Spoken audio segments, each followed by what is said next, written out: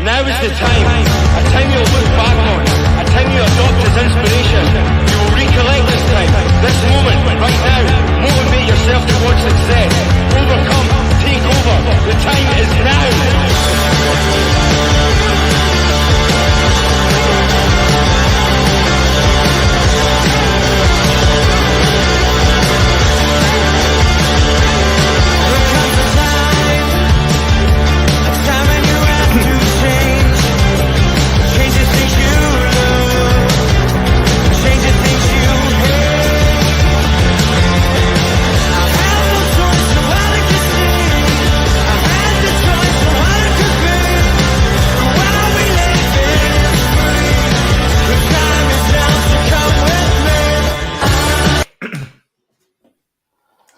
Well, I think our intro was the best part of the day, lad. Fortunately, it could be, Rich. It could be. I think you're right, mate. Definitely. Anyway, good evening, everyone, and thanks for joining us after a dismal performance this afternoon by Newcastle at the Etihad. Luckily, we've actually been joined by a third party. We're just me and Daz are just used to doing the disastrous results this season, but. No, Pete being fair, he's decided to join us as well. He's told us he's got 2 bottles of brandy to get beside us night while we're doing the review show, so he's come prepared. But in fairness to Pete's been on. I remember Pete's been on a disaster result before a long time ago. It's the other two, the glory hunters, that never turn up. yeah, definitely. Fair weather fans there. Never mind. But anyway, apart from the result of the day, lads, how are you two? All good, Richie. Yeah, apart from the results from the game, all good. Nice enough weekend, and yeah, not too bad.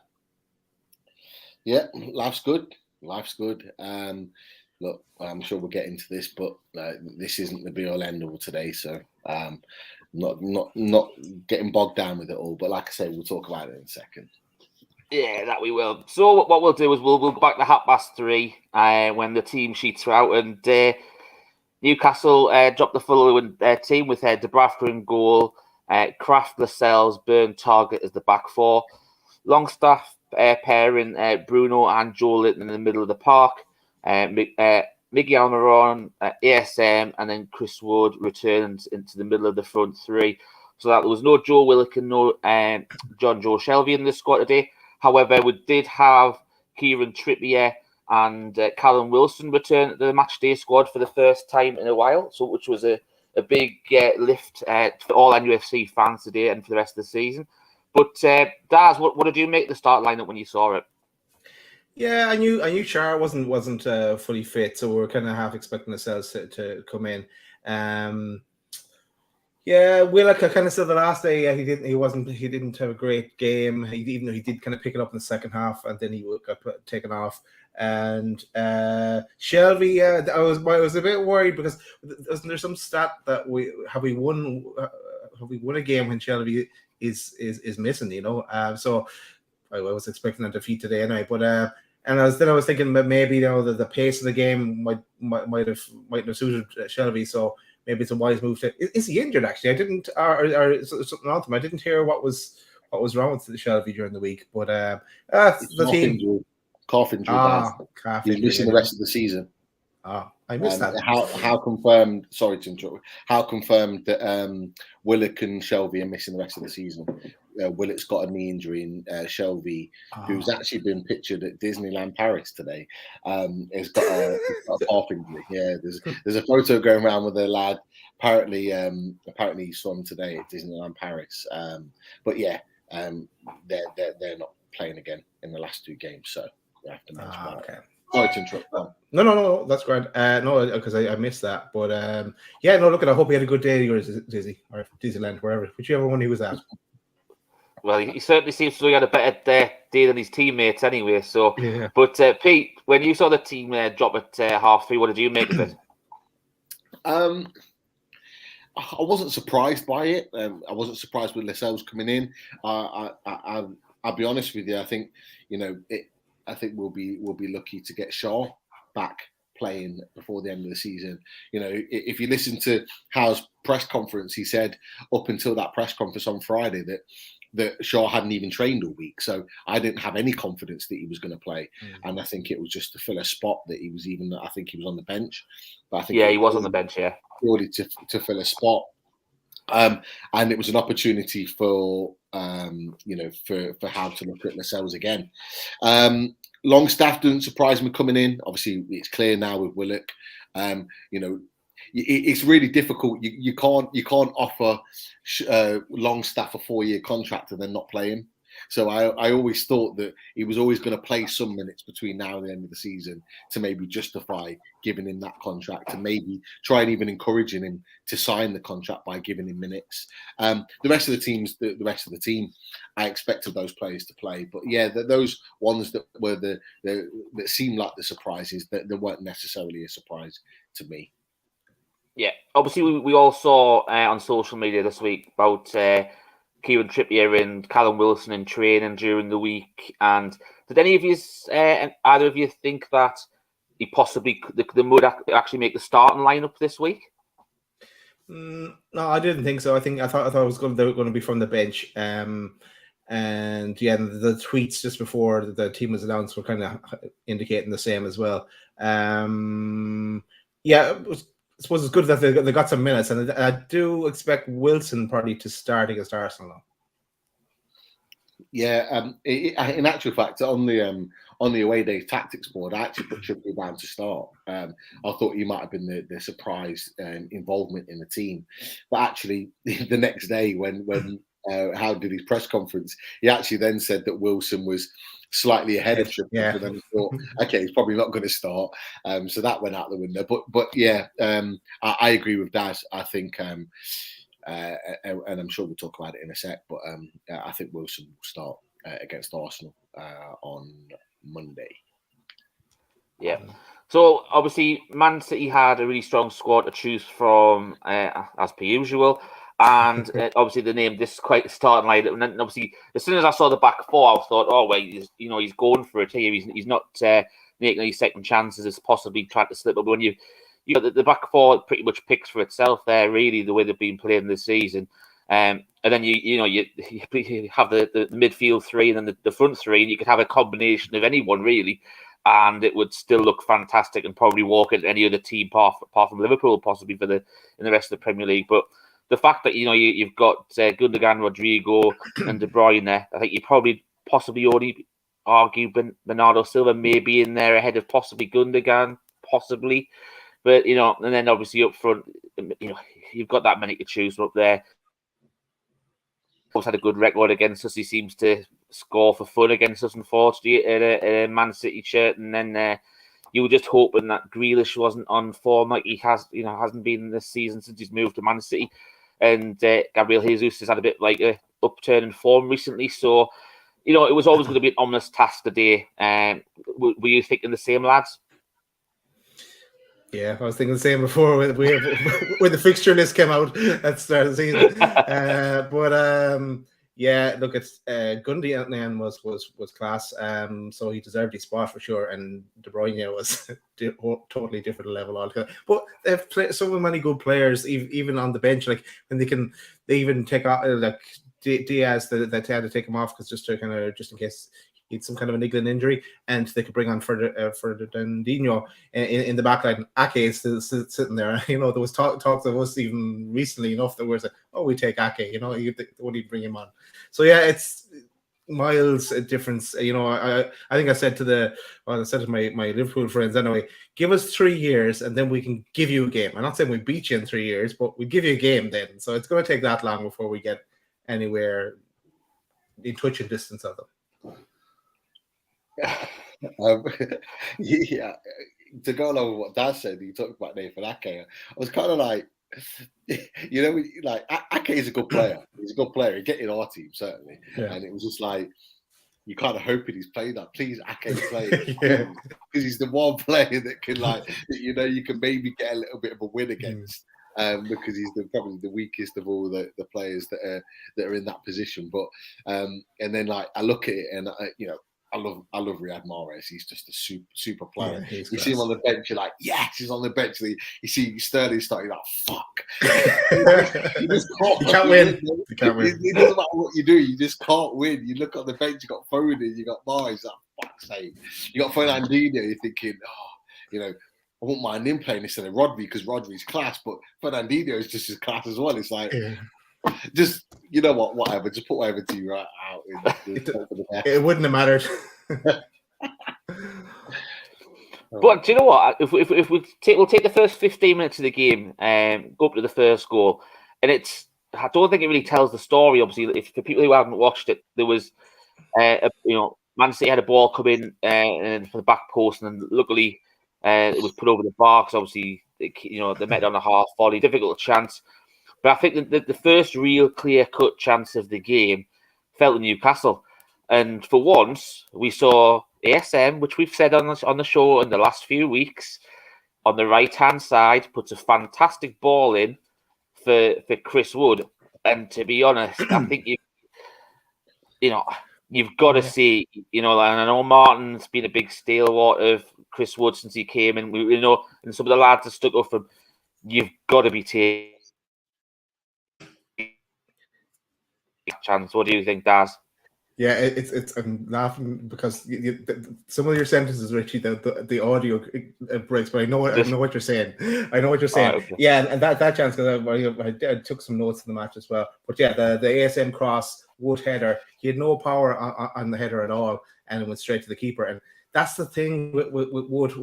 It's fine. He's brilliant at penalties, and he sticks all in away. But it's like, he how many chances is he going to need before he can put the ball in? I know I'm not slagging him off, or he does a job and he holds up the ball. He did put in a battling performance as well against an incredibly strong Man City side. But we won't get those chances, in the games like this. You have to be lethal, and that's the difference between Wood and a Wilson. Well, even though later in the game Wilson had a chance as well, so we let him off. He's only back, but yeah, that's why for me Wood is on the bench next season. Yeah, Pete, what do you make of the chance? Where do I start? Look, let's just be honest. We've talked about Chris Wood a lot since he signed for the club. And I've been a supporter of Chris Wood when maybe others haven't, like Martin and a number of others. But he was shit today. He was really bad. And when you go to the Etihad, when you go to those big six stadiums, and when you play against those big teams, and you get a moment like that, you have to make the keeper work. I'm not saying he had to score. I'm not saying it's a guaranteed goal. It's not. There's still work to do there from a striker. But to be as tame as that, when you get that opportunity, not good enough. And I'm sure we'll get onto ASM. I've got my own opinion about that whole build-up. And that involves a little bit of ASM, but that typifies, I suppose, a section of the fan base that question Chris Wood, and I suppose that maybe in one sense justifies why a section of the fan base don't necessarily want him in the Newcastle team. Now, I would argue that, and I would counteract that with the fact that yes, he was a must because we had Callum Wilson out for 4.5 months. We had to sign somebody. He was the perfect person to come in and do a job for us. And he has done that. And we can't deny that. But look, you can't take up chances like you can't give away chances like that. That's a great opportunity. The ball was perfect. You couldn't have got it any worse than it trickled to the goalkeeper. So I was really disappointed because it was at a moment where we were building in the game. Yes, Man City had a little bit of the ball. Actually, around that point in which we got the opportunity, I saw it flash up on Sky Sports where we had the more possession than Man City at that stage. And that's not like us. And and that was, I think that was in the first 10-15 minutes before they scored. Yeah. And it's traditional, and Sky talked about this, that Man City score within that 10 or 15 minute spell. But we had the better possession, and if we'd have gone and scored at that point, I'm not saying we'd have gone on to win the game, but hell, we would have had something to hold on to. That would have raised the team 10, 15%. You've got to make the keeper work. You've got to do better with those chances. Disappointing. Yeah, I've got to agree with you on that, Pete. It's I think that what's even more telling about the chance, the fact that he didn't make Edison work, is what you always say. You want to make him work and make him have to do something. Was the fact that literally a yard behind him was Joe Linton on the back post, free, no one marking him, and you think when you see the effort being as tame as it is, you start thinking, oh, look at Joe Linton right behind him. He's got all that space. He could attack the ball better. And you start thinking you wish it had fell to him rather than Wood. But at the same time, since we haven't really been playing to Chris Wood's strengths, so we've had a little bit of an argument to stick up for him a little bit because we haven't, serviced him the way, what his game is. We haven't been putting balls in the box. And then you see the goal against Southampton when he gets us back in the game, when that fantastic ball from Shelby. You think, we need to do it more often.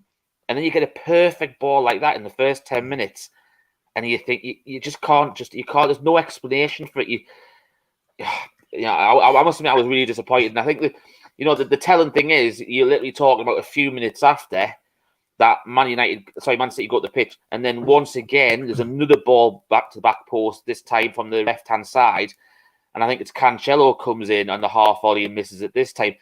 And the reason why I bring it up before we get to the goal, and I think it's a little bit of a telling, I don't know if I know, obviously, Pete, you do coaching as well as I've done in the past. And I had a feeling that those two balls that we've mentioned already at the back post actually had a knock-on effect for the opening goal. Because if you look when the ball finally comes in from the left-hand side towards Cancelo at the back post, you actually look what's happened before, and ASM hadn't been tracking back, so Target had moved further, it had come in, and then had to go back towards the ball.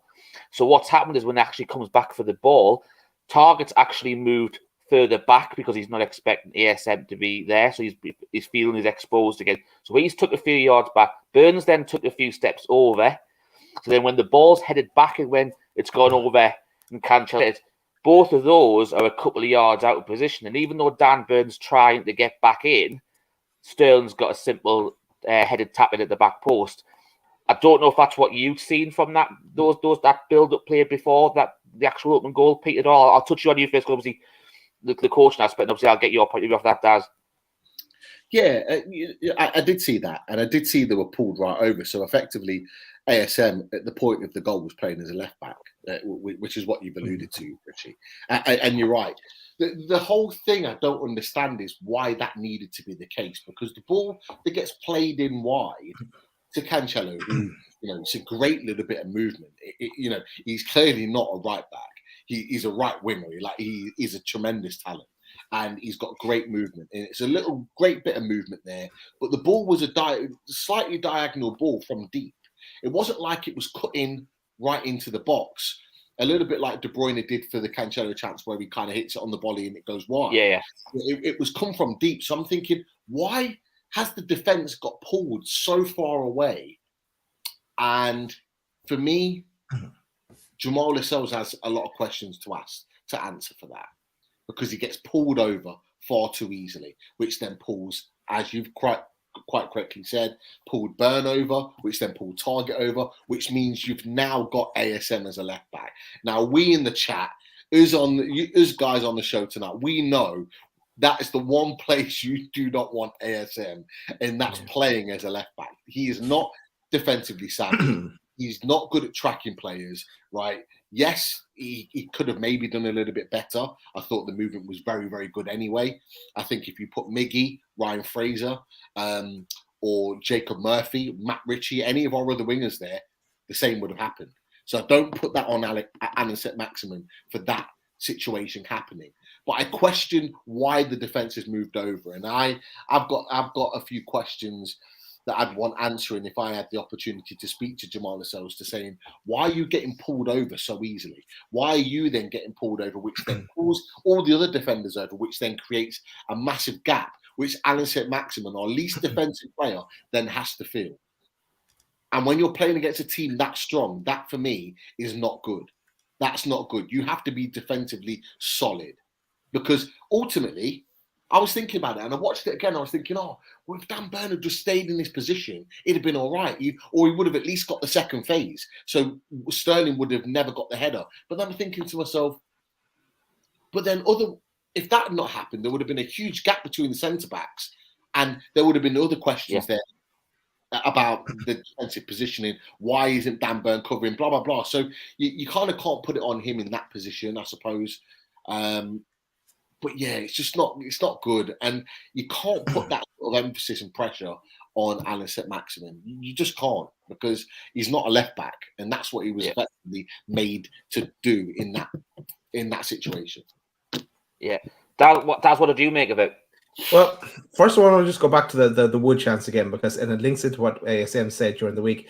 If he was playing with better quality players, his assist rate would be higher. So that he was trying to prove us right there, prove himself right with that one. But then, look at it. Sky did highlight him as being kind of falling asleep a bit, but it was in a split second.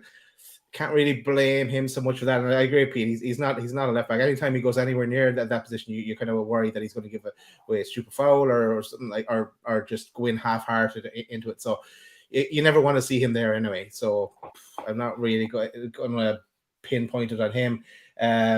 Like it did come back. He was just too slow to react. But there's a couple of cases in the game, especially when we come to the next goal. That where people are falling asleep. Yeah, and I think the other thing, obviously you go 1-0 down, and we didn't do too bad after that. We still had something in the game, and we had that fantastic chance where we had the goal unfortunately ruled out. Yes, look at Bruno was offside. He's waiting for the ball coming back out, and he rebound off the keeper. A bit like what happens for their second goal. But you've got a little bit unlucky on that sort of front.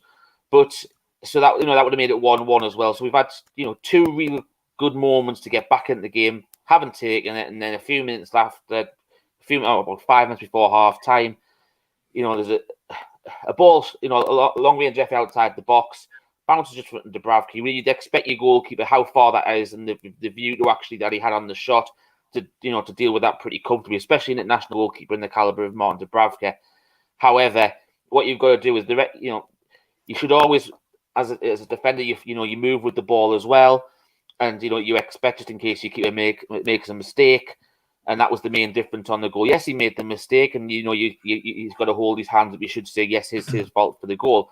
What you can't justify is that you've got two centre halves for Man City following the ball in like the number 9s. They were basically being two false number 9s, weren't they, realistically?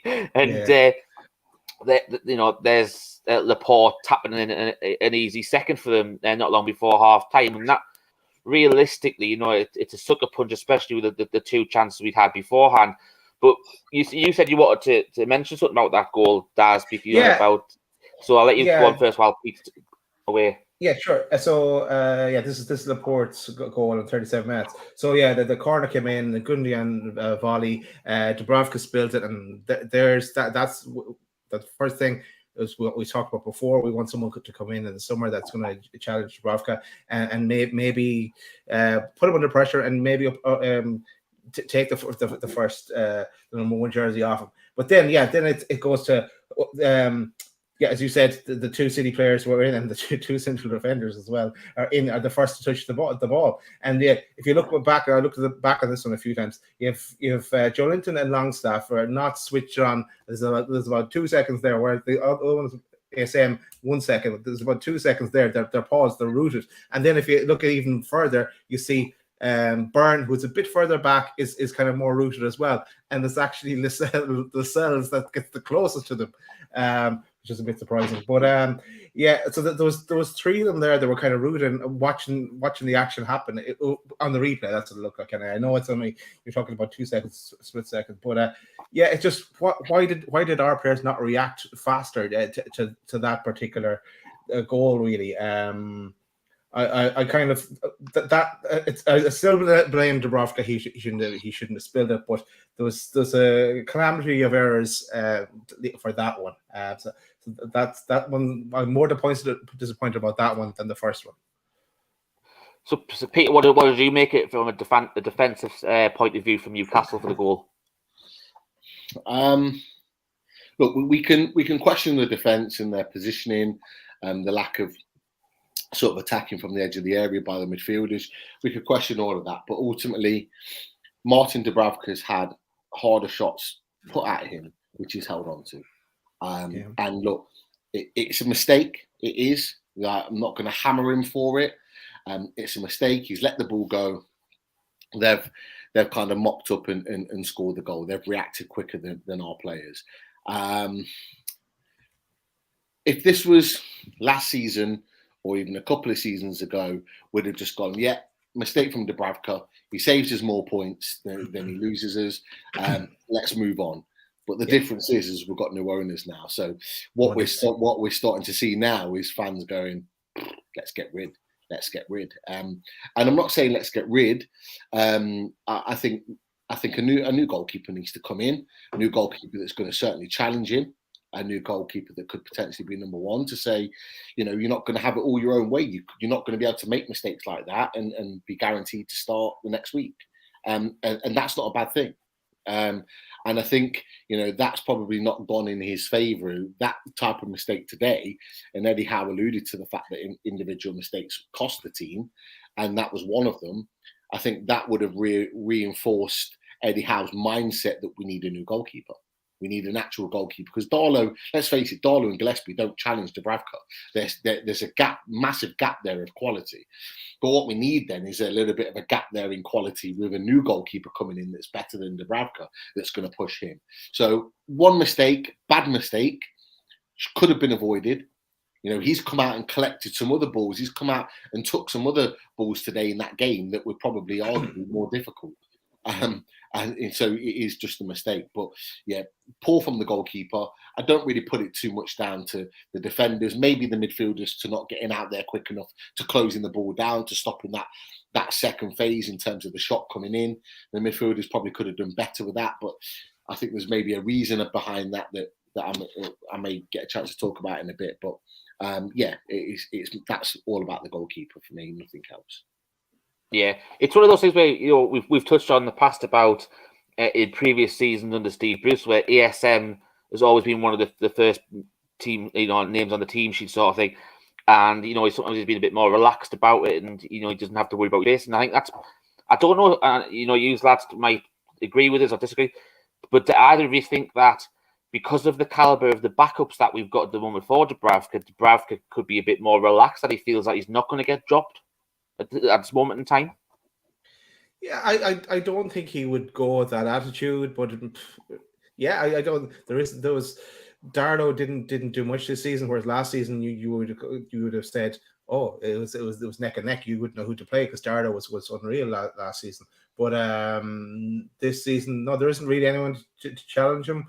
But I don't think he would have that attitude, but he does need someone in there next year, and I think someone. Okay, I don't want to say anything bad about him either, because he has been great for us down through the years, but he is pushing on in the years as well. So I would like to see someone a bit younger come in and kind of challenge him, and probably take the number one spot in most of the games. I think it's not like that. It's in he actually feels that way, but I think sometimes what you can do is subconsciously, if you haven't got the competition behind you, you sometimes might switch off a little bit or something, and that might be what some of the case. But as I said, obviously it was just before half time. In at half time, 2-0 down. Oh, wrong way around. So it was 2-0 half time, and second half got underway, and what I thought was a bonus at the time was that Diaz went off and they brought Fernandinho on. I thought, that's a little bit of a big plus side for Newcastle to possibly get back into the game. And then Sky being Sky for the first 5 to 7 minutes or so. 8 minutes. It was 8 minutes. I knew it was about that sort of that nice little stat flashed up on the thing. You think you tried to run over, and then it said Man City 99% possession, and you think, is there a point in that? Do you know what I mean? Everyone knows Man City are a good team, but just felt like they weren't want to take the piss out of us. Try and knock us down again, stuff like that. But the funny thing was, though, and I don't know if anyone else knows, as soon as that stat came up, and they'd flashed up that, I think straight afterwards, that Man City had 138 passes in the second half, and Newcastle had none. And then all of a sudden, we got some possession of the ball, we made some nice passes together, and we had a good chance to get back in the game straight away. But it was just, I think the first half of the second half was a bit lackluster for me. I don't think we didn't really get going and stuff like that. And then it was good, halfway through the second half, they get the third goal realistically. There'd been a lot of the corners that we had against us, and the referee had handed a yellow card out with Dan Burn and stuff like that. And I think that was just, if I'm right, I think it was just in the build up to that goal as well. So you start to think, has Dan Burn not been able to be as physically wanted to, because obviously he was wary of what was going on because of what's been happening, and obviously the ball comes in, and Rodri's he did it last week as well, and it was a good goal from their point of view. But was there anything that Daz, that you saw from that goal where Newcastle could possibly have defended it better? Yeah, I only saw that one replayed once, but it looked like Rodri lost Kraft. Kraft looked like he was marking Rodri at that one, the set piece again, De Bruyne corner. And they were saying as well on Sky that Rodri has done this a few times in the last while, so it's something that they would have been aware of, or would have been talked about in training. Eddie Howe would have drilled it into them to watch him on corners, set pieces and stuff. So it is disappointing, that one, but 3-0 then, the writing was on the cards. Well, at that stage it was pretty much game over. And yeah, as you said, we didn't really have the ball for that first, but definitely didn't have it for the first 8 minutes, but for that first 15 minutes or so up to that third goal, it was game over at that stage. Yeah, Pete. So if we touch on the replays of the goal, obviously Daz just touched on it there. That was, he'd lost Kraft as his marker, and then you see I don't know if you actually noticed through the replays, there's actually a considerable height difference between Rodri and Kraft. So I know, you can look at the way that set pieces are worked, and sometimes it's not all straightforward how to be a block, so you can help you lose the man and stuff like that. But you see that, I think one thing for me is, you look at the size difference between Rodri and Kraft, and I would question why Kraft was on Rodri in the first place. I don't know if you looked at that or thought that at the time as well. Yeah, I always think this, because I always think we should be matched up size for size. And look, Kraft isn't the best in the air, so it did seem like a little bit of a mismatch. And when you've got someone like Lascelles and you've got someone like Dan Burn in that position, but it's all about, I think with our setup defensively, it's all about starting position. So if you look at where Rodri starts, Rodri makes that dash right across the defensive line. And so what I've noticed with our defensive positions is that regardless of who we're marking, Dan Burn and it normally is Shaw, but in this case is Lascelles, like to stay pretty much central, just in case that ball goes right down the middle. They're in that position to attack it, and they're our strongest headers of the ball. So I think what they've done, Man City, is obviously looked at that, because Pep will look at this sort of stuff, because that's why he's one of the best ever, because he looks at his attention to detail. He would have looked at that and put someone like Rodri making that run across to pull out the likes of Kraft, and knowing that moving to the front post takes out Lascelles and Burn in one, because you're not putting it into an area that they can head the ball. And like I said, Kraft isn't the best, and he didn't track him very well, but he wasn't the only one. There was a couple I think in the first half where Dan Burn doesn't track very well, Lascelles doesn't track very well. He's not the only one, but it's just the fact that he's been punished for it because Rodri scored a good goal. And it was a good goal. It was a great move. If that had happened to Newcastle and we'd have scored a goal like that, we'd have gone, Jason Tindall, top stuff. Well done on it. We would be there, wouldn't we? We'd be saying fantastic set play, well worked, brilliant stuff, well done.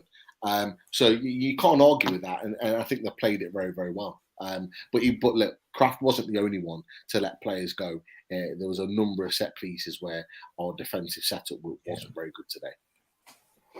I think the next positive moment for Newcastle after going 3-0 down, bear in mind there was hardly any positives really, but was the fact that we got a double substitution, and it was two of our who will, members of the squad who you think will be a pivotal part next year going forward as well. And obviously Kieran Trippier and Callum Wilson came on for Kraft and Wood. I know we asked the question about starting, and obviously I didn't really give my sense. I think I would have liked to have started Kieran Trippier. Obviously, I know, like Pete, you said, obviously you had it on the tactic board in the way day, and I think I was the same sort of thing. And I thought he would start. But I think, especially because of the doubt over Shaw, I would have liked Trippier to be in for that extra leadership at the back. You take, they've built up a bit of a rapport from Byrne and Shaw and Target, and obviously Trippier was there at the start. So you look at that as being your first choice back four. With Shaw not being in there, I would like to have had Trippier starting. If that was the case, if Shaw was starting, I would have probably went with Kraft still and given them the benefit of the doubt. But I don't think that will happen from Arsenal. I think both of them will probably start against Arsenal. I think, obviously we'll touch on that a bit further on. But what did you make of Wilson and Trippier when they actually came on for the second half? Because we'll go. Obviously, we conceded 2 goals in stoppage time, pretty much. So let's focus on Newcastle really and the positive of having them 2 back on the pitch. Daz, what did you make out and from what you saw of them when they came on? Did you see it as a big positive? Did you see much of a change in the way Newcastle played when they came on? Okay, first of all, it was great to see them back. We've been waiting a long time to see them back. So, and yeah, it's a tough game to come into with playing one of the best teams in Europe. I thought maybe you plan to go on to the fourth, fifth goal, Richie, but for that fourth goal, I thought Trippier was at fault. He Grealish skinned them really, and Trippier he put the ball in to the Ukrainian lad and the left back, and then because I can't see his name, that's why I call him the Ukrainian lad. And Foden's goal there. So I thought he when he came on first. I don't think what I'm trying to say is Trippier. I don't think he's match fit yet. So I don't think he'll start against Arsenal. I think he'll come on again and get some minutes. I think him coming on as a sub on the 67 minute, you should have more in the tank to try and to stick with Grealish there. So I think so, and I know Trippier walks on water, so I'm not going to say anything bad about Trippier, but he's just not match fit yet. And maybe as well, he's conscious in his head, what's the point of getting injured? We're already fucking 3-0 down. There's no point breaking myself either. But and then Wilson got a few chances as well. When he came on, he had the shot of the keeper, the 82nd minute.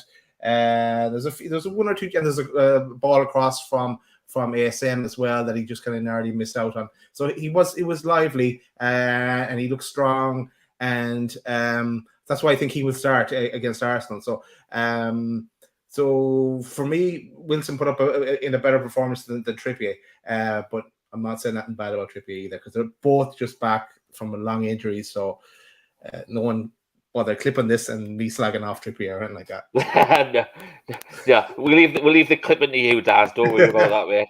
But no, I think you're right. I think one of the positives I saw from Wilson, but there was some good link-up plays in that last part of the game, and there was a couple between Wilson and DSM. But I thought the one interesting bit you were mentioning before, which you touched on for Wood's chance at the start, Daz, about the ASM having the extra quality around him.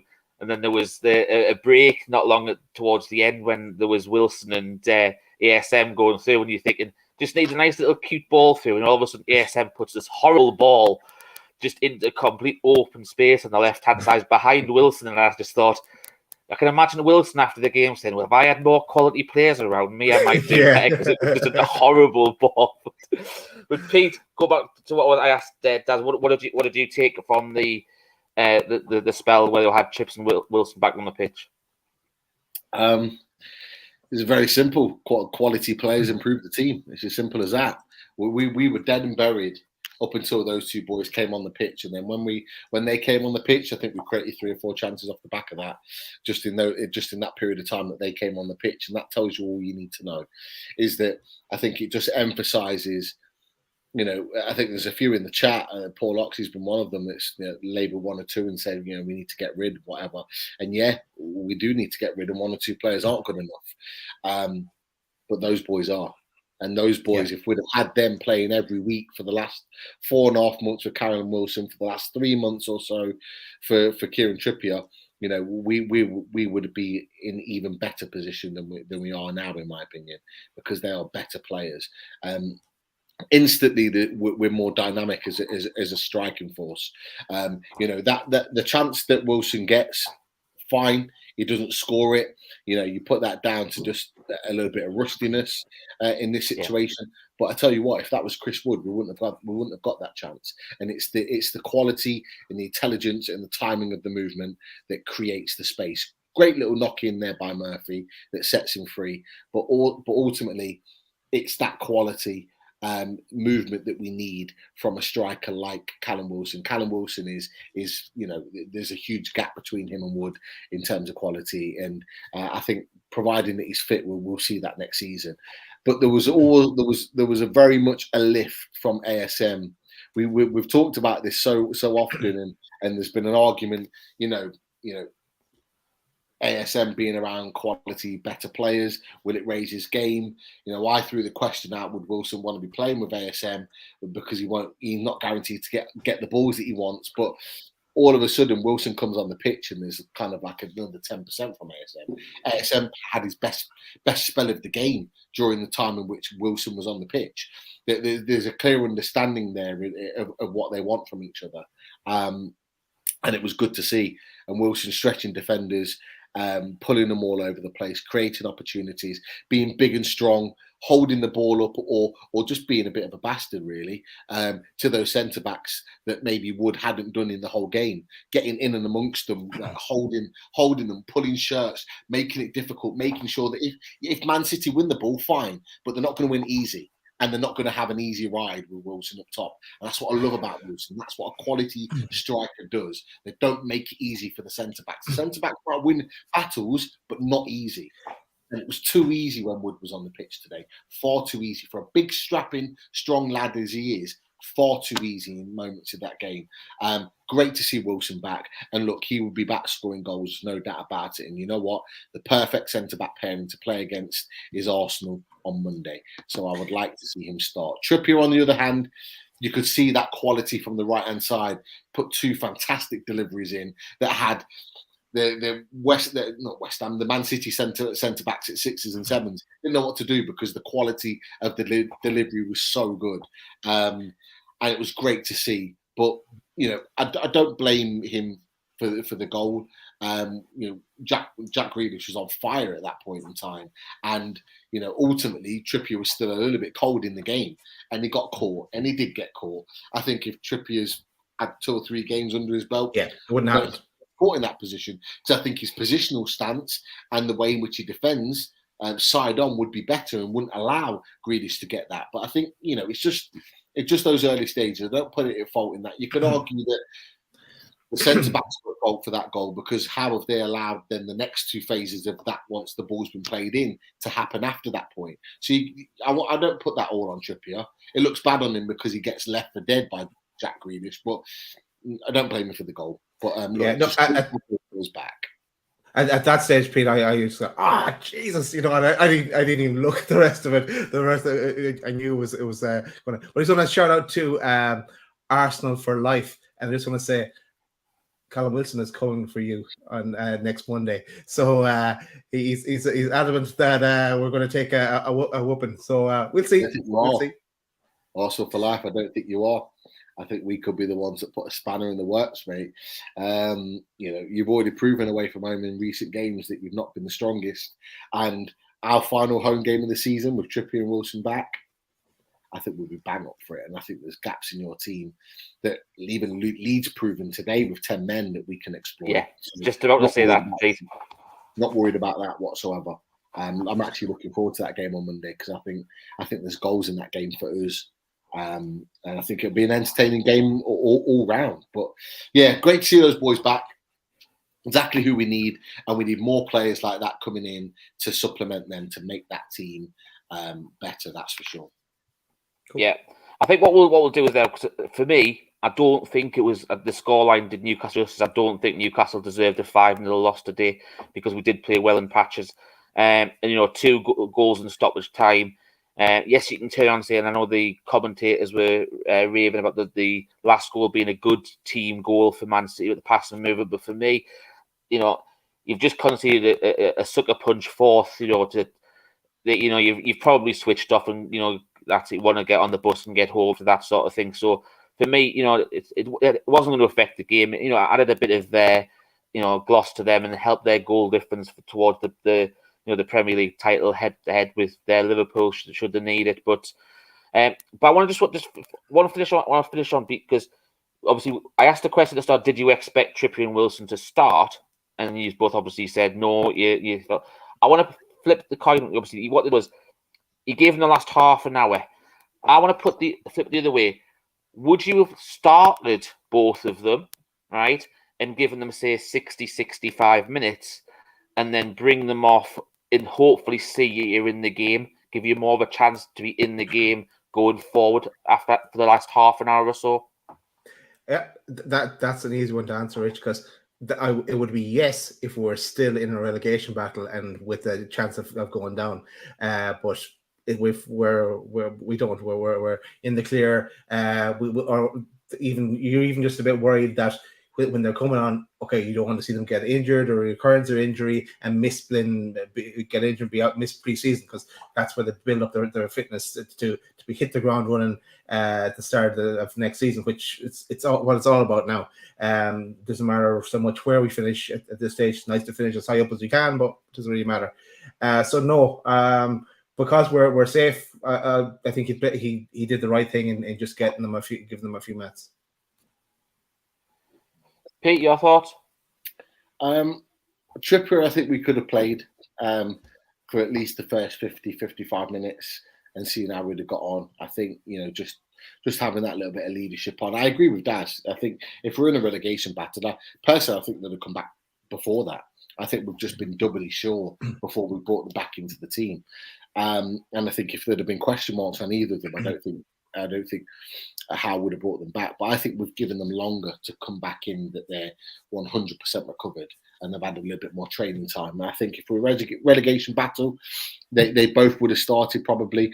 But if we had this situation again, I probably would have started Trippier on that right-hand side, just for his leadership, for his control and quality on the ball. And then I probably still would have brought Wilson on when I brought him on, just because I think they brought him on for that reason, in that when defenders get tired and you've got a fresh Callum Wilson that's got good movement, that's not slow on the ball and running in behind, that's the last thing you want as a centre-back. And I think it gave him a little bit of confidence that he got a chance or two and that he looked dangerous. And I think that's going to give him a lot of confidence going into his next games. And he's hungry for goals. He wants goals. He's already got 6. He's already our top scorer. He'll be looking at, in the next 2 games, can I get 2 or 3 goals? Can I get myself to 9 goals, maybe even 10? Can I get a couple of braces? And that'll be his mindset, and that's the mindset of a top striker. But yeah, I think because his is a muscle injury, I'd probably been more restrictive of him than I would of Trippier. No, but just want to put that out there to see what your little thoughts were on that one. But right, Daz, I'll go to you. Did you have a man of the match for Newcastle today? Yeah, I struggled for a while thinking who I'm going to give man of the match to, but no, I give it to Target because it was playing against City, so it was always going to be a hard day at the office. But I just think he puts in a solid enough performance. You can't really fault him too much. I can't fault him too much for some of the goals. So it's everywhere else is difficult. So I'm not going to give it to Trippier or Wilson just going back. It would be just kind of a sentimental thing. Just give it to them. It's nice to see them back. But no, I'm going to give it to Target. Pete? I'm going to give it to Bruno. And the reason I give it to Bruno is because was it his best game? It wasn't. But what I liked about Bruno is that he was up for the fight today. And it wasn't a game where he was able to get on the ball a lot and really dictate the play. It wasn't that type of game for him. But what he did, he got right up in amongst those City midfielders. And yeah, he put a few kicks in, but he a few shoves here and there. He made it difficult for those midfielders, and he made it that they were in a game today. And I like that, because what it shows is that he's not just a flair player. He's not just a flair player that's good on the ball, that has his flicks and tricks, and that he's one of those kind of player, those midfielders. He's got a bit of bite about him, and he can get stuck in, and he can graft when he needs to. I've got question marks about Bruno Guimaraes going into next season as our defensive midfielder.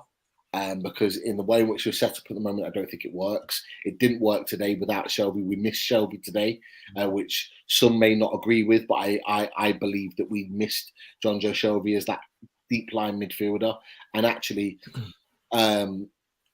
Martin made a really good point last week. I can't remember what show it was. He made a really good point that I think it was about investing our money in a defensive midfielder. Yeah. I was like, I kind of responded. I was like, "What?" Yeah, it was when we said about signing James Tarkowski on a free. Sure. He said, yeah, I'd go for Tarkowski if we went for a quality CDM, as we said. That was it, because I think I was having the question with him and Paul, and I said, well, if we were to get Tarkowski and it allowed us to spend more in attacking areas, would you go for it? So I think that's where it linked to. And Martin made a point, and he said about, if we got James Tarkowski, then I would invest more in a defensive midfielder. I was thinking, why not a striker? But actually, looking at the balance of the team without Shelby today, we need a defensive midfielder, because it didn't work. That midfield setup did not work today. I thought Bruno was good. I thought Longstaff was average at best. I don't think Joe Linton was very good either, if I'm honest. He didn't really set the world alight.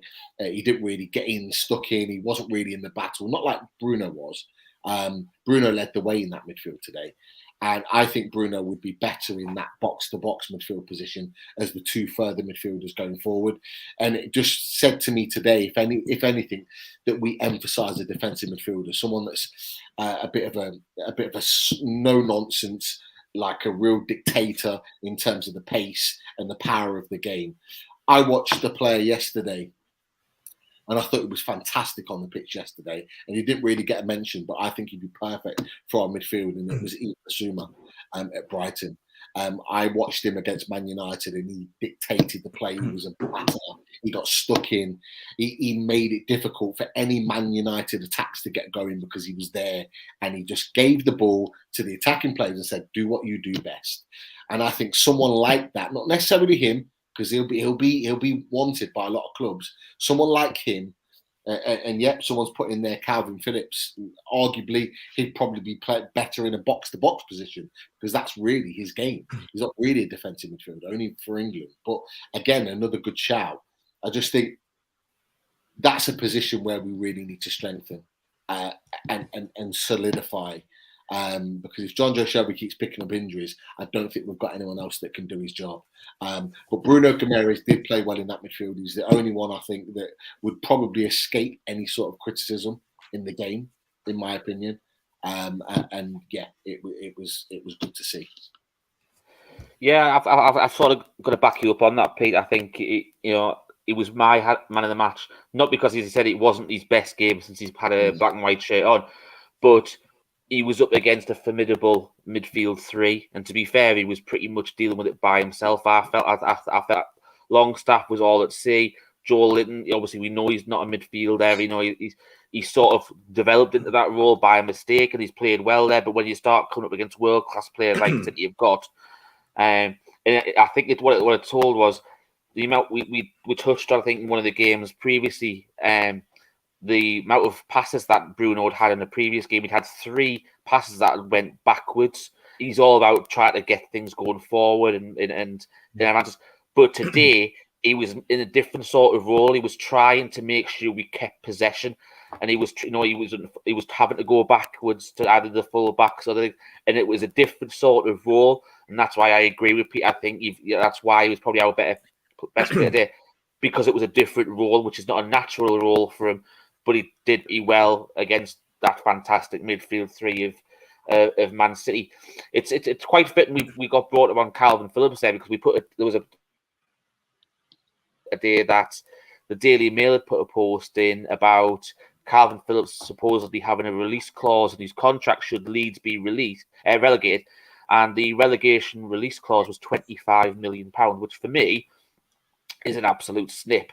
Now, if that obviously leads in perfectly this to the league table that I know you've got already lined up, because after the way of this week's round of fixtures have gone, Leeds have now dropped into the bottom three.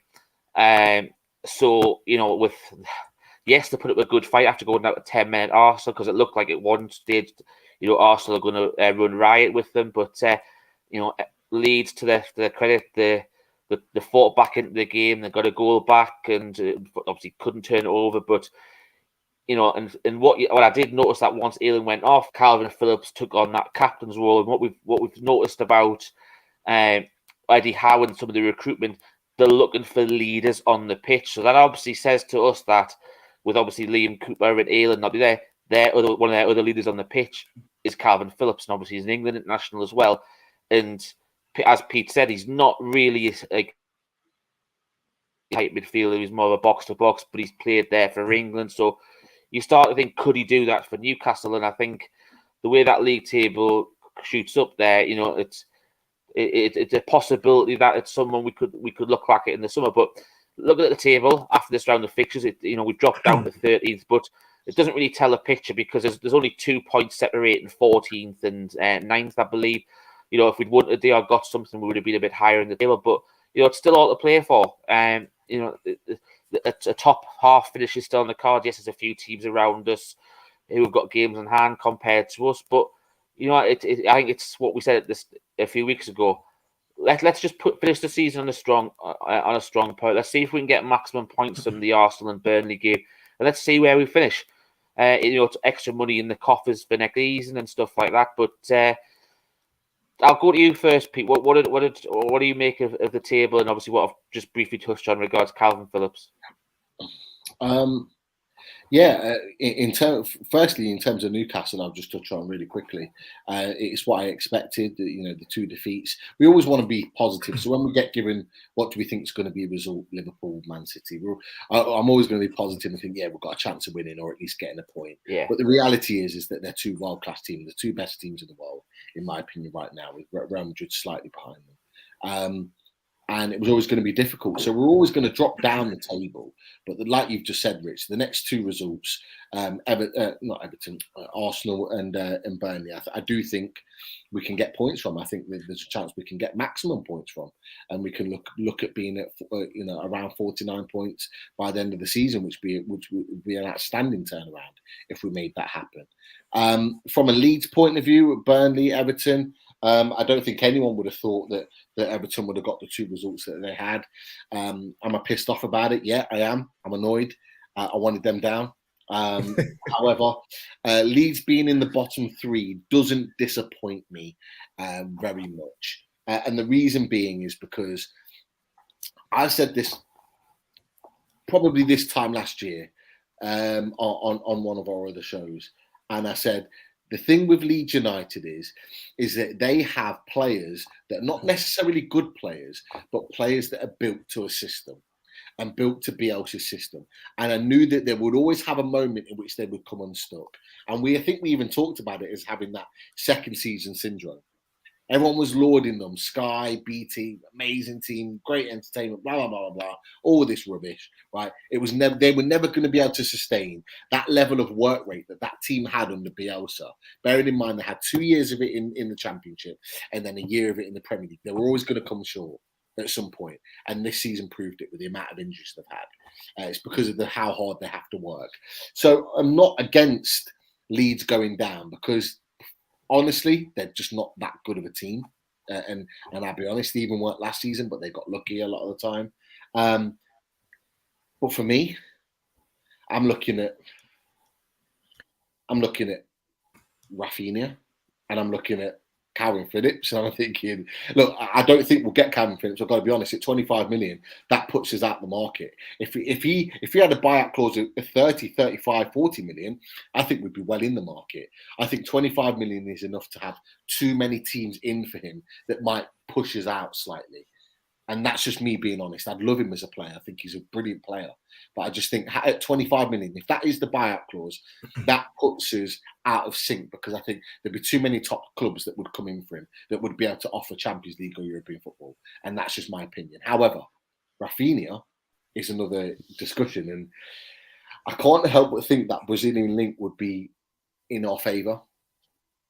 And with Bruno and Joe Linton, potentially Lucas Paqueta if he comes in as well, talking to Rafinha and saying, do you want to be part of the quartet at Newcastle, the Brazilian quartet? I think that we could afford him. I think if he wants to come, he'll come to us. And I think he would be an outstanding signing. We've talked about Ismail Assar. We've talked about a number of other players that we could sign. He's the guy. He's the guy that we could go and get. And if we got him, that would instantly make us an absolute force with another striker on top in this Premier League next season. And that would fill me with immense confidence that we could be pushing a European Conference position. That's just my opinion. So that's why I'm happy to see them in there. Yeah, that's you. Yeah, okay. So I'll go back to Newcastle first. And for anyone that has any kind of worries still as regards relegation, why you would, but if you look at Leeds, right, they have 3 games left, so they can get a maximum of 9 points if they were to win those 3 games. We can look at the games as well, but that won't happen. So 34 plus 9 would bring them to 43. But if you look at their goal difference, they're minus 35 at the moment, whereas we took a bit of a hammer in today. We're minus 21. So we're all but mathematically safe, but we know we're safe. We knew we were safe a couple of weeks ago. But just to put that out there first. And then I'm going to go to, before we do look at those games for Leeds, Burnley, and Everton again. On Phillips, I think we could get him if we want him. If someone that Eddie Howe wants. I know what you're saying, Pete, about the price tag and it brings others into play, but the other teams maybe he fancies a project, something he can slot into. He might have an awful lot of competition. He's been injured a bit this year as well. Are the bigger clubs going to look at him as well? Yes, there's a possibility. Rafinha, I know Rich, you raved about him in January, and Chris loves him as well. And I think he's a class player as well. I've had him in my fantasy football teams a few times too. But so I'd take him for sure. So again, there's so many possibilities in the summer in all those positions. But again, if I link it back to Newcastle, and I was just thinking when we were talking about it earlier about we've got lucky this season with Joe Linton has played well in midfield. Shelvey has played well when Eddie Howe came in, upped his game. But if those two guys don't play well in the midfield next season, we're going to be light. We do need to strengthen that midfield and have options to alternate as well, not just what we're working with. So it's definitely an area where we need to strengthen. Do you want to talk about the table first, Richie, before we bring up the fixtures for? No, I think he's both covered it pretty well. We are mathematically, not still in the relegation fight. Anyone who actually thinks we're going to get relegated from there needs the head looking at. But as Daz pointed out, there's a big goal difference swing for Leeds to turn around, to even be involved in it, for us to get involved realistically and sucked into it. But now people have fixtures up. You look at Leeds' fixtures, and there's no way they're going to turn that around and get 9 points out of it. So let's look at it. Let's bring it up. Just edited earlier. So as you were saying, Richie, Leeds have next on 34 points. They have Chelsea, Brighton, and Brentford. So, what the way Chelsea are playing recently? Yeah, but I know Chelsea threw away a 2-0 lead against Wolves yesterday. I think Wolves are still a different kettle of fish to Leeds. I can't see Leeds getting anything against that one. I think Brighton have, they looked as though they were on the beach, a few weeks ago, but then the last few weeks or so they've actually turned around. They've hit a little bit of form to close the season out, and they were fantastic yesterday against Man United. I know Man United aren't the Man United of old and stuff like that, but do you know what I mean? And that was a really good performance. As Pete touched on before, Basuma yesterday had a fantastic game, ruled the midfield yesterday against some quality players still on that pitch for Man United. So, to be fair, Brentford, Brentford had a fantastic game against Southampton yesterday. Yep, Southampton might be on the beach, and I know Ralph Hasenhüttl, Southampton fans were having a go yesterday because of the way they've been over recent weeks. But Brentford at the Community Stadium are a good team. So then you look realistically, and I think we touched on this midweek after Everton's surprise win last week, that Everton getting those points there. Everyone would like Everton to go down, but you feared for Leeds most with the running of the fixtures. And I think if you look at, especially with Everton winning today, a good win at Leicester, yes, Burnley we thought could have got something at Villa yesterday. And to be fair, I was very surprised they didn't win against Villa, because Villa have been poor over recent weeks, but they turned up yesterday. And I think realistically, if I'm thinking now, I don't know. Obviously, we'll come to you next, Pete. I think it's between Burnley and Leeds, but I'd be more fearful if I was Leeds. Yeah, I would agree. I think I find it hard to see Leeds win the next two games. I think Cooper's out injured. Then they've lost Ayling today with his red card. I think he misses the rest of the season now. And with all the other injuries they've got, Bamford and a number of others, they're really struggling, and they do look like a championship side. Let's not be around the bush. They look like if you stop Rafinha or you get enough men around Rafinha, they haven't got really much else, and they are a championship side, unfortunately, and I think they'll struggle because the three teams that they're playing against. Okay, Chelsea aside, but Chelsea have got individual quality that can win a game. Brighton and Brentford are both in great form. And playing well, just like you've said, and I think that will be difficult. I actually think, Burnley might get some points. I think they might surprise Aston Villa at Villa Park. I think they've got a chance of getting a point at Tottenham. I don't think they'll get any points against us. I think we'll win that game personally. That's just my opinion, and I think unfortunately Everton will get enough points to stay up. I think they'll beat Watford. Watford who are finished as a club. I don't think they'll get anything at Brentford. I think Brentford are playing well. Palace maybe a point, and then we'll see. But I think it'll be enough. I don't see massive amounts of points being grabbed by any of these three teams. But I think the work that Everton have done in the last two games is enough. I think Burnley will just get enough to stay up, and I think goal difference will be a big key for Leeds.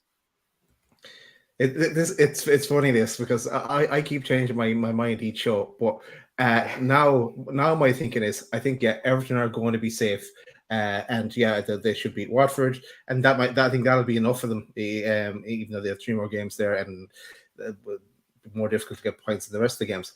I'm going to go to Burnley next because I don't think Burnley are going to get another point. Reason being that I can't see them getting anything off Tottenham, especially away as well. Tottenham going for Champions League. Aston Villa, they're after playing Aston Villa there this weekend at home. So I can't see them getting, and they lost 2-0. So I can't see them beating Aston Villa away from home.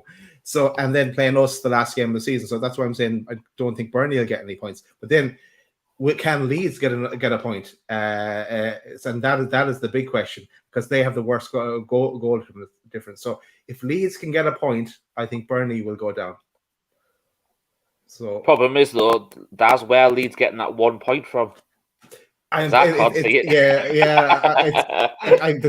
get it at Chelsea. Brighton are flying it now.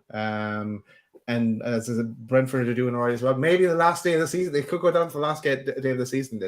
And then our own game becomes very important as well. And for everybody, eyes on that. So I think Burnley now. Okay. So even with Michael Jackson, they could be going down. Daz, do you want to bring up the subscribers and membership before we end on a couple of little positives? Yeah, sure. So first of all, say anyone that hasn't subscribed already, what do you do? Make sure you hit that subscribe button in the bottom right hand corner, red button. And we are actually on about we are about 40 something subscribers away from 3,000 at this stage. So try and push us up towards the end of the season for us to reach 3K. And if you'd also like to become a member, there's a join button there as well. You'll see it's $1.99 a month, and that'll get you into the draws for our sponsor prizes. Also, as well, we had Paul on the show from the Toon Review there during the week, I think on Wednesday, and I believe we're going on the Toon Reviews show on Wednesday this week as well. It's not finalized yet, but I think that's what's happened. But yeah, make sure you give Paul subscribe to Paul as well, and we're looking forward to joining him on his show. Also, maybe I'll just mention what's coming up. Say sponsors. You normally go straight to sponsors. I can go to sponsors. Yeah, sure. Let's go to blackandwhitearmy.com and Bronwyn's range and 1881. And of course, on there you'll see a variety of hoodies and shorts and t-shirts and hats and everything. And of course, that's where you'll find in the black and white section the loaded hat. Here's my one, actually, the grey one, but it comes in black and white as well. And any of the profits from that go towards the NUFC food bank. So check that out. And if you can't find the link, just ping us on Twitter and we'll direct you to where to go. And then also on to Shy Barnes and Simon, who's in the chat there earlier. And Simon has a range of t-shirts and hats and hoodies and loads of stuff on there as well, all into to mental health. So check that out. I was looking at a few of them today, actually, the nice colored ones there. And then also on to Pins and Prints. And Dean has loads of posters and pens, and you'll find something you like. The problem you'll find too many things you like on there, and he's constantly updating them. So keep an eye out for that. Just to finish on that one, Daz, I was actually speaking to Dean the other day. If anyone actually you need to remember, if you do go on there and buy any of the pins or prints, to use the Loaded Mag discount code, which is going along the bottom of the screen now. So if you type in Loaded Mag in the code section when you're in the checkout, you do get 10% off.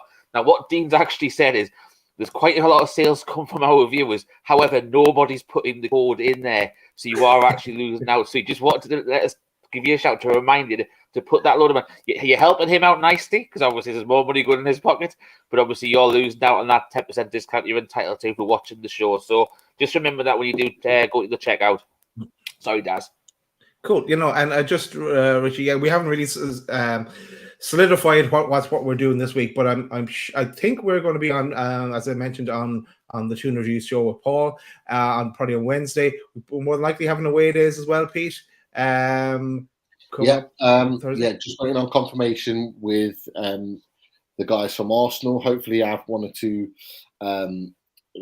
well-known faces from Arsenal from their perspective, but just waiting on some confirmation. But should be on Thursday. But yeah, as soon as we know, we'll get it out there. Cool.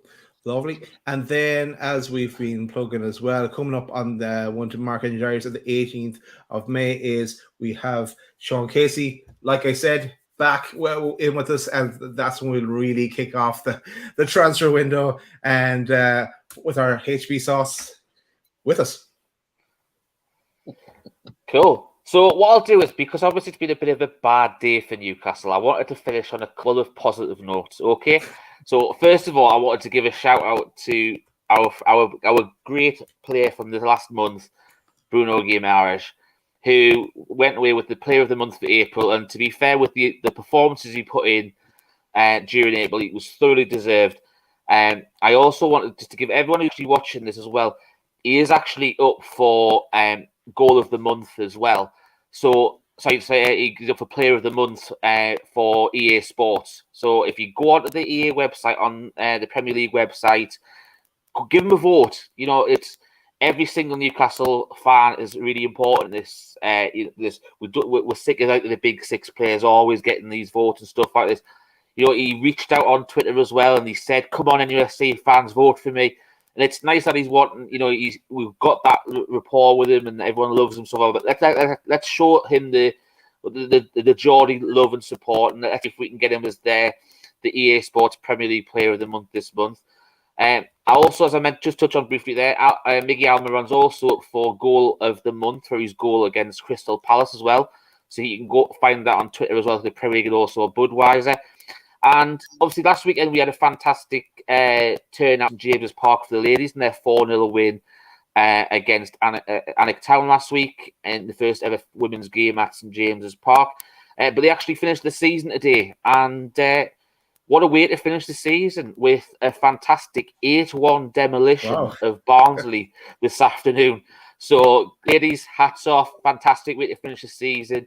Unfortunately, you weren't able to get the promotion, but what a fantastic season. It's nice to see what that you can do with the support of the owners that you haven't had and that you've been neglected for so long. So hopefully this time next season, we'll be celebrating your promotion to the next tier of the women's football. But congratulations to perfect way to end with 2 fantastic home wins, 12 goals and 1 conceded, plus 11 goal difference your last 2 home games. I think any team would be proud of that, and you should be. So hats off to, and a great shout out to Becky and the girls. So that's the 2 positives I want to end on. Anyone else got anything to do before we round up the show? Well, we didn't tackle any of the questions.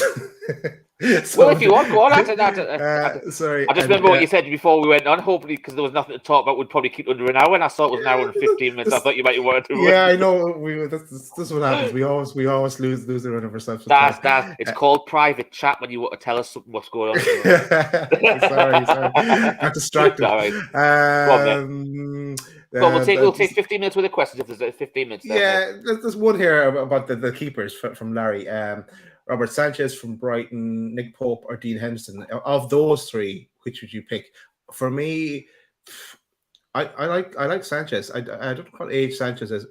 Sanchez or Henderson for me. Nick Pope, I do like him, but I remember when I did a little Google on him before, and he's on the older side. He's the same age as Dubravka or that. So I would go with Henderson or Sanchez.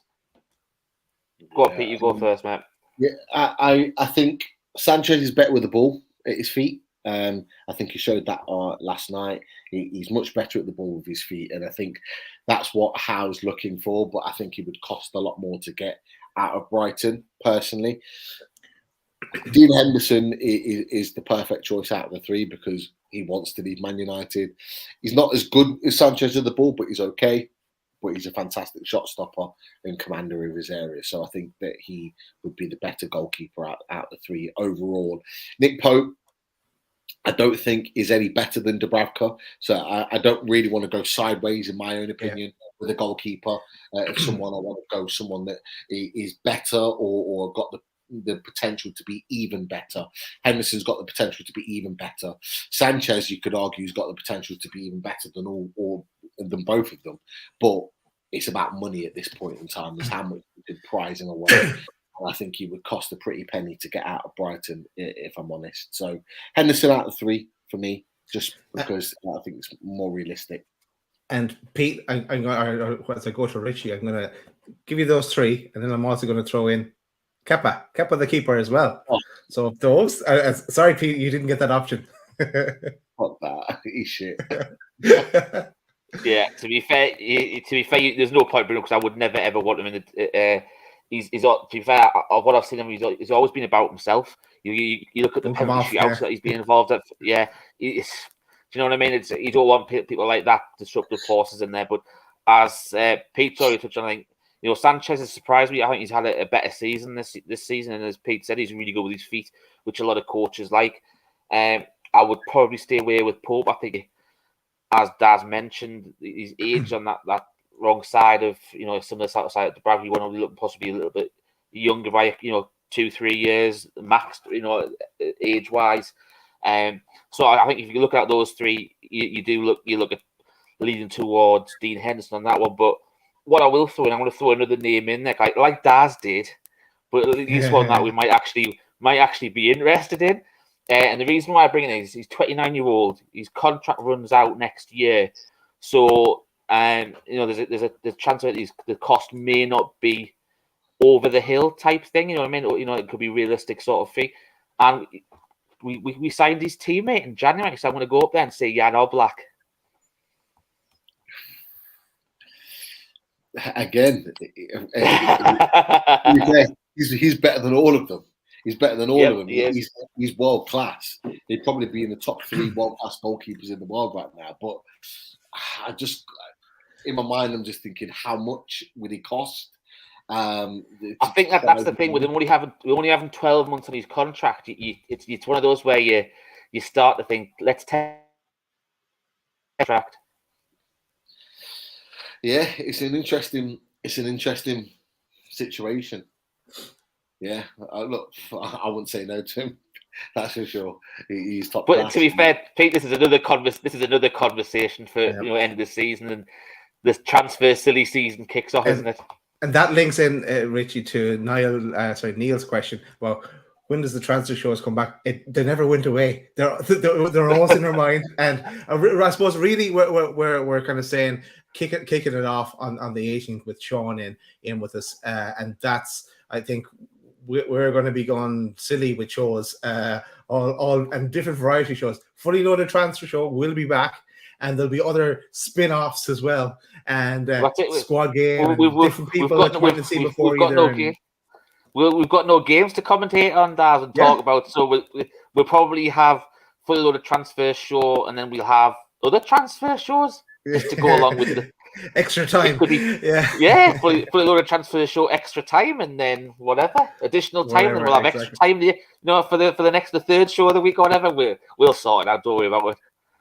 Last question, I'm going to put it to Pete, because with the connections to the French expert in our Fully Loaded Transfer Show, we'll go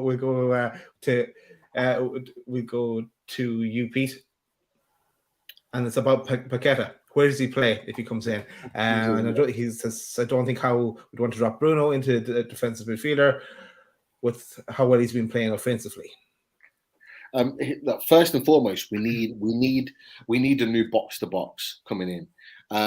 Without being too disrespectful, because I think he's probably been our player of the season overall, and he's had a really good season. But what you've seen over the last, in my opinion, few weeks shows you the potential flaw of Joe Linton.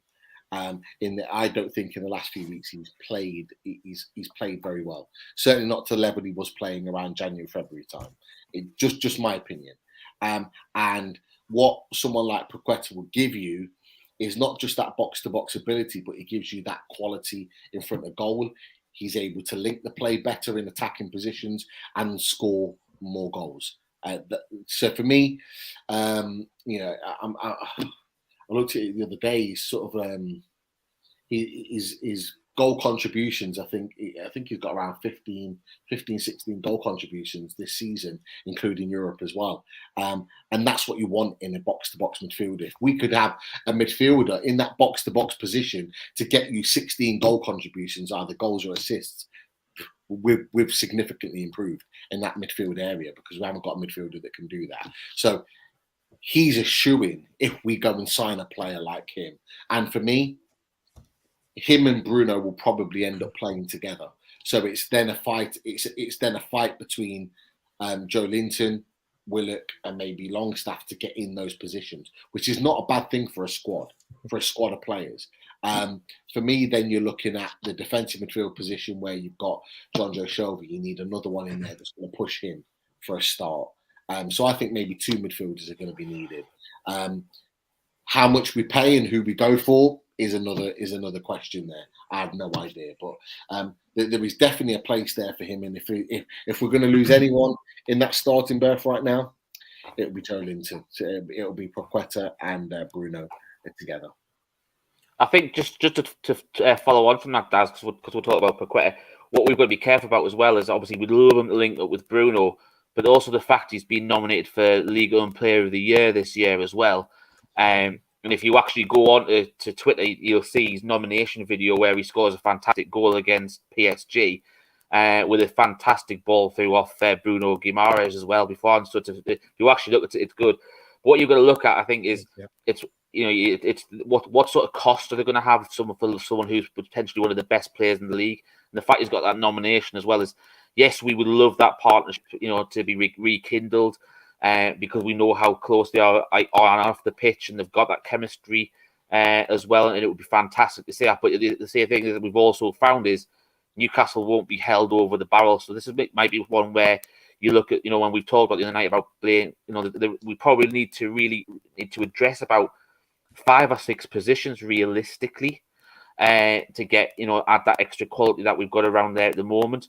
So when we touched on people like Tarkovsky the other day, who is available on a free, and then if you looked at, we go back to someone we touched on in January, Boubacar Kamara as a CDM quality player on a free transfer. So that frees up money, so you can start to look at people like Paqueta, because he is going to probably be a similar sort of figure to Bruno, if not more, depending on obviously where they see it to be. So I know sometimes the summer window you might get surprised and have a slightly lower price because it's an easier window to deal in. But when someone, as I said, is up for a Liga Un nomination as the best player of the year, it could boost their price up as well. So we'll just have to see what happens on that one. The one thing, and I don't know this for sure, but there was talk that if Lyon don't get into Europe, that there's a potential buyout clause for Paqueta around the 40-50 million euros mark, which, if that's the case, that sets the price, which makes it easier. Now, I heard this a couple of weeks ago, and it was around the time where Newcastle were linked with talking to his agent and all the rest of it. Now, it might come to nothing. It might be something. But if that was the case, and they know the price, we'll know whether Newcastle are going to sign him or not, because they'll know how much they need to pay in order to get him out of Lyon. So, well, just as a follow on from that, Pete, they actually Lyon had a surprising defeat today against bottom of the league Metz, 3-2. So they're actually with off qualifying for the Conference League. So there's a good chance that if he has got a buyout clause, that it could be triggered. Oh, you just bet me to it, Richie. I was just bringing up the league table. So they're in 8th spot there. Do slow down. Welcome to League One, Loaded Mag League One. But no, so there are 55 points there. This was, a bit off. Yeah, it was a bit of a killer for them. To lose 3-2. I think it was a last couple of minute winner for Met, who were 2-0 up as well, because I was obviously following the game today.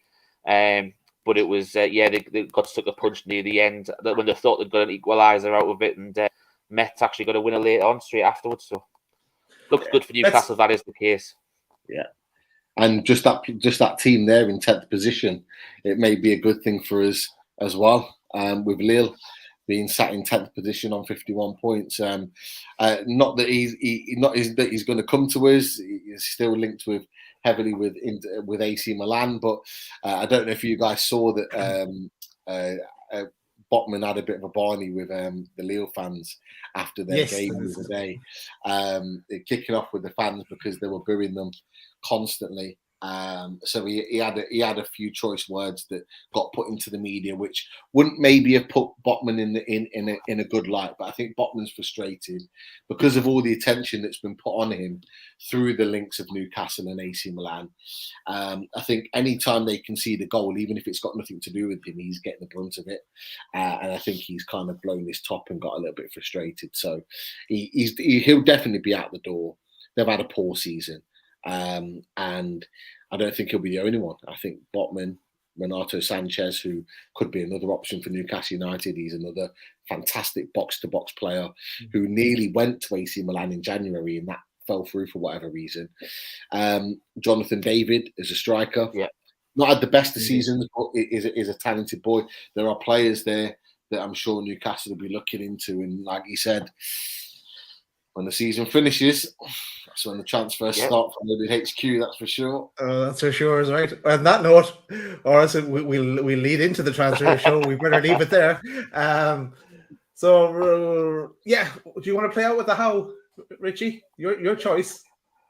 Go on. We're sort of used to it now, and you haven't got the zebra loaded on the system, and there's no reason to celebrate. So there's nothing else to get out with. I just want to see what Pete would do. Take the how and the zebra all day long. Good night, everyone. Thanks for watching. How? Good night. How?